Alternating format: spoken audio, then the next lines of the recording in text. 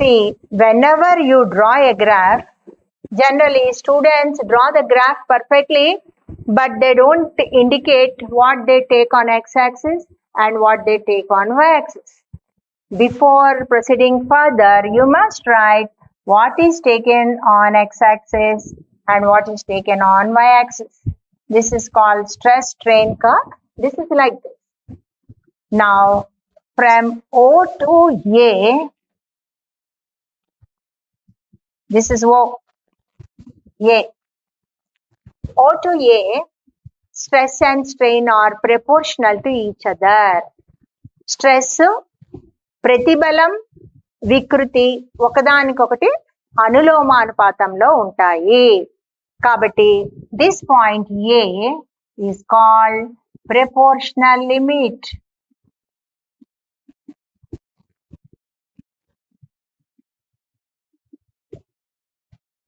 అనుపాత అవధి అంట. ఏ నుంచి బికి అంటే అది రేఖీయంగా ఉంది, it is a straight line.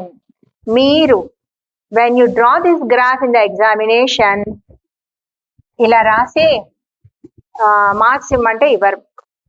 What you are writing should be in accordance, it should tally with the graph you are drawing. So from O to A, it's a straight line saying that stress and strain are proportional to each other. ప్రతిబలం, వికృతి ఒకదానికొకటి అనులోమానుపాతంలో ఉన్నాయి ఓ నుంచి A దాకా. మరి ఏ నుంచి B దాకా స్పర్శరేఖీయంగా ఉందా, స్ట్రైట్ లైన్ సరళ రేఖీయంగా ఉందా? లేదు.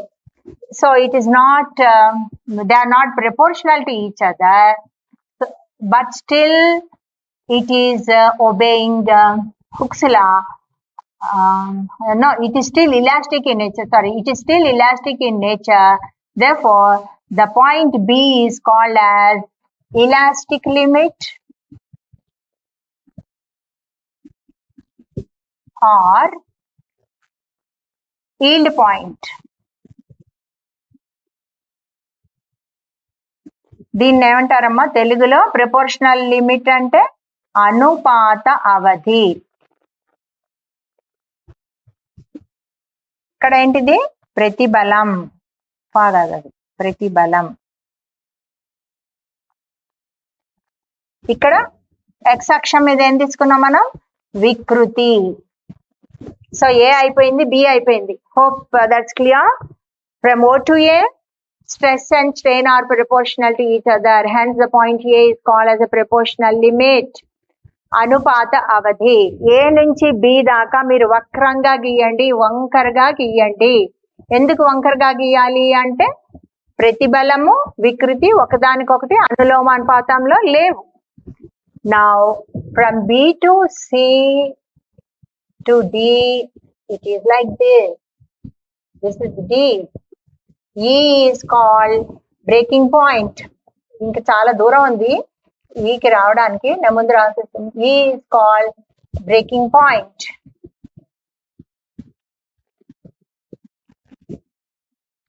ఇక్కడ the corresponding thing to this is called sigma y.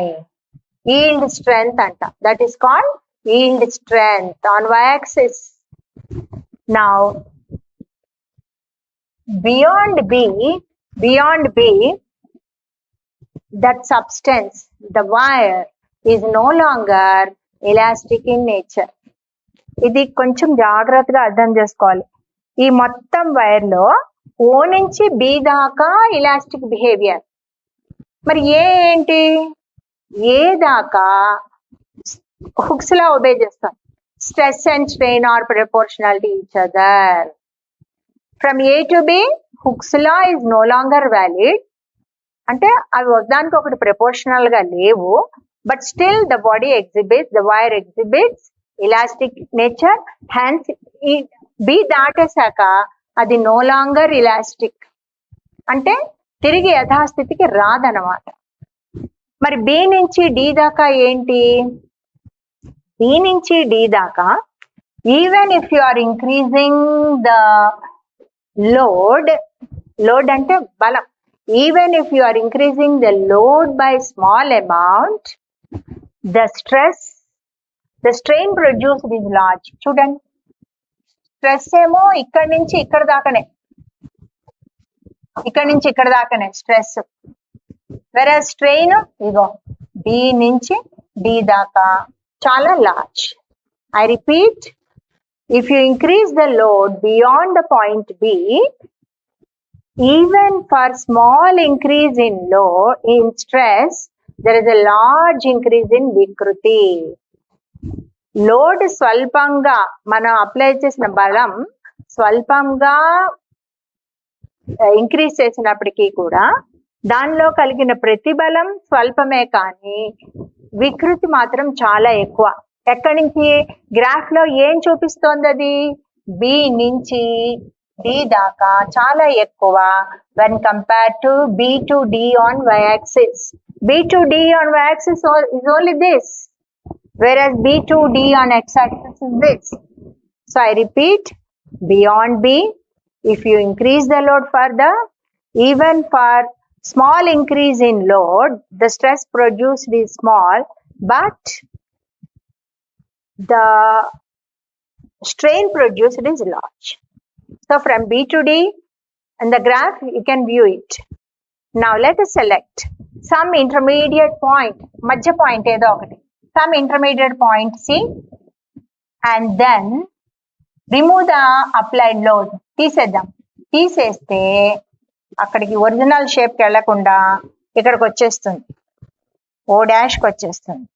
So oh dash is called permanent set, శాశ్వత వికృతి, పర్మనెంట్ సెట్, శాశ్వత వికృతి అంటాం. ఇక్కడ ఏమైంది చూడండి, ఓ డాష్ దగ్గర స్ట్రెస్ ఎంత అయింది? 0. So from intermediate point C, even if the stress is 0, the strain is not 0. ఇగో ఇక్కడ కొంత వికృతి ఉంది, అది మనకి విదితమే. It's clear to us how if you just bring some elastic substance from the market, initially it shows perfect elastic behavior, but after some use, constant use, it won't show its adi sag ayi, it remains in the same state for the remaining time. That means it cannot get back to the original position of what we brought from the market. So that is the O dash. Even if the stress is 0, the strain is not 0, O dash, you call that as a permanent set. Now from C to D, even if the stress is increased, load is increased by small amount, there's a large increase in the strain. Proportional లేదు, అసలు ఒకదానికి ఒక సంబంధమే లేదు. Load increase ఏమో తక్కువ, strain produced ఏమో చాలా ఎక్కువ. తర్వాత ఏం చేస్తాం? Beyond the what happened girl? Beyond the what happened? You are decreasing the load. ఇక మళ్ళీ డౌన్వర్డ్ లో ఉంది curve. Even if you are decreasing the load, strain increases by large amount, and finally at the point E, it breaks, which you call it as the breaking point or the fracture point. తెగిపోతుంది వైర్. మనం ఒక rubber band కి ఒక రాయి కట్టుకుని మీరు ఊహించినట్లయితే ఊరికే పట్టుకున్నాం మనం. నేను ఇంకా మొదట్లో I added stones, I removed stones and observed how it is behaving. But after some time, I just suspended one stone only and I just held it in my hand like that. So what happens? It sags and finally it breaks. So E is such breaking point or fracture point. తెగే బిందువు ఇక్కడ తెగిపోతుంది, అక్కడ విచ్ఛేదన బిందువు. Okay, దీన్ని అనుపాత అవధి అన్నాము, దీన్ని ఈగే బిందువు. Yield point ఏమన్నాము తెలుగులో? ఈగే బిందువు. ఇప్పుడు చూడండి మీరు గ్రాఫ్ లో D and E, if these 2 points are close by, then దగ్గరగా ఉన్నాయనుకోండి, అది ఆ సబ్స్టెన్స్ పెళిసు సబ్స్టెన్స్ అంట. పెళిసు స్వభావం గల సబ్స్టెన్స్, పెళిసు స్వభావం గ్లాస్ అన్నమాట. డి అండ్ ఈ కనుక దగ్గరగా ఉన్నట్లయితే దానిని మనం పెళిసు స్వభావం గల పదార్థము అంటాం. మరి డి అండ్ ఈ మధ్య దూరం చాలా ఎక్కువ ఉందనుకోండి, దానిని మనం డక్టిలిటీ అంటాం, సాగే స్వభావం. పెళిసు స్వభావం అంటే తొందరగా విరిగిపోతుంది, సాగే స్వభావం అంటే విరగదు, సాగుతుంది. So if the 2 points D and E are close by, you call that nature as brittleness, like glass. And if D and E are far apart, you call that substance as ductility.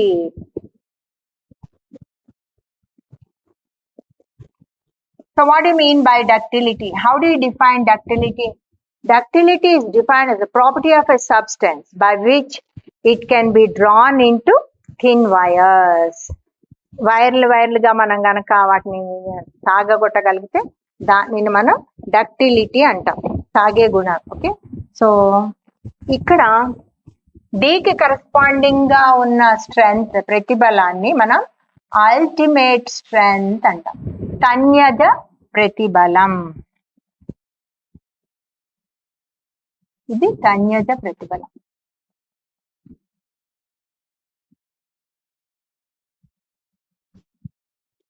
ఇది yield point, yield strength ని ఈగుడు బలం అంటారు.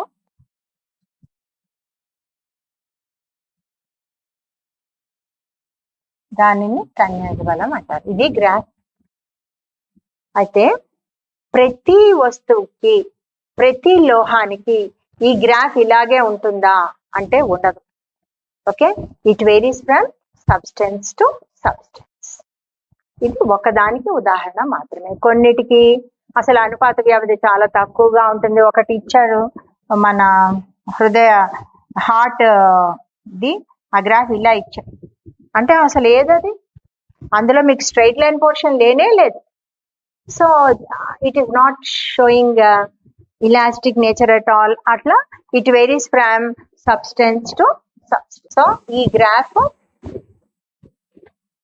ప్రతిబలానికి వికృతికి గల ఇది చూపిస్తుంది relation ని. O నుంచి ఏ దాకా stress and strain are proportional to each other, and from A to B they are not proportional to each other, but still it is showing elastic behavior. B is the maximum limit. So totally you can say from O to B elastic in nature, and B to the remaining part E, it shows plastic behavior. Finally at the point E, it breaks, and from A to B, they are not proportional to each other, but still it shows elastic behavior. That's why you call B as the elastic limit or yield point. A is called proportional limit. And from B to D, what happens is, even if you increase the load by small amount, the stress produced is small, but the strain produced is large. We can view it from the graph from the portion B to D. So anywhere some intermediate point C in between, if you remove the applied load, the graph will not go in the path CBAO. వెనక్కి వెళ్ళదు. మరి ఎక్కడికి వస్తుంది అంటే O డాష్కి వచ్చేస్తుంది. So you call O dash as the permanent set. శాశ్వత అవధి, శాశ్వత అవధి అంటాం మనం దీన్ని. అండ్ సి తర్వాత మీరు స్ట్రెస్ కొంచెం మార్చినా కానీ strain produced is large. D దగ్గర డి తర్వాత ఏమవుతుంది, డి దగ్గర it is maximum, which you are calling it as ultimate strength and తన్యజ ప్రతిబలం. And beyond D, what's happening is, even if you decrease the load also, strain increases, and finally at the point E, it breaks. If D and E are close by, you call that as nature as brittleness. And if D and E are far apart, you call that as ductility. So we define ductility as a property of a substance by which it can be drawn into thin wires. Based on this, I think the coins, etc., are prepared using such material. So there is still something, applications of mechanical properties of solids, etc., and how to determine Young's modulus, experiment to determine Young's modulus, ratio of longitudinal stress by longitudinal strain. All that is deleted, 30% syllabus, in that it is there. So I just taught what is there for you, the remaining syllabus only. Thank you all for your patient listening, and I suggest you, all of you, to practice. If you just observe the previous year's question papers, almost every examination this question is there. How a wire behaves under increasing load. So you need not write whatever is given in the textbook. Just draw the graph neatly, not any rough graph. It should be perfectly like this only, because what you are writing should tally with these points. O to A, it should be straight. A to B, slight curve. B to D to E, as is shown here. Exactly, it should be like that. And the common mistakes done by students mostly are this. They draw everything perfectly, but they don't indicate stress on y-axis and strain on y-axis. That is one mistake. Graph has no meaning unless, that's the first thing for you to do. Indicate what you are taking on, not for this graph, for any graph, indicate what you are taking on y-axis, what you are taking on x-axis. Another kind of students, what they do is, they write strain on y-axis and stress on x-axis and write the same points. Will it match? No. So don't do such mistakes. You practice this, practice this, practice. Unless you practice n number of times repeatedly, you won't be perfect. So just do that and submit to your respective lecturers. And then I hope from this chapter 4 marks question will come expected.